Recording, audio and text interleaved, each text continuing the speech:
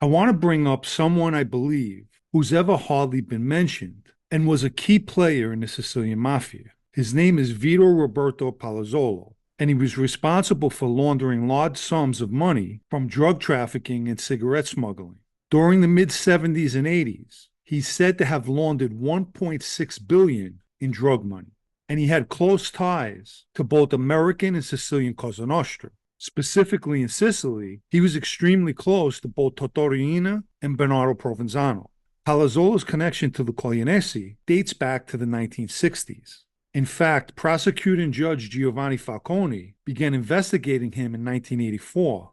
Falcone's method was follow the money and you'll find the mafia. But although his thinking was correct, coupled with his knowing that Palazzolo, in essence, was the Corleonesi's treasurer, he did everything in his power, but was unable to seize their assets.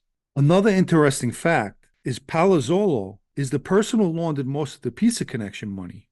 In 2006, Italy sentenced him to 9 years for mafia association, but he fled to South Africa and would eventually be captured in March of 2012 in Thailand.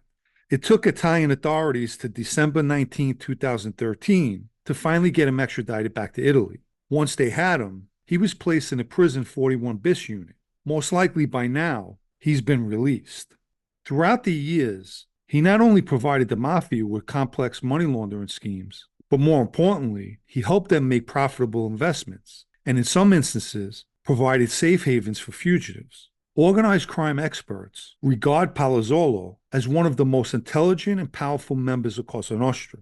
The most interesting thing about Palazzolo is the FBI in New York traveled to Italy to interview him, but a New York prosecutor prevented them from doing so. Had that interview taken place, and I'll quote a C-17 Lucchese squad agent, cases would still be being made in the States and throughout Western Europe.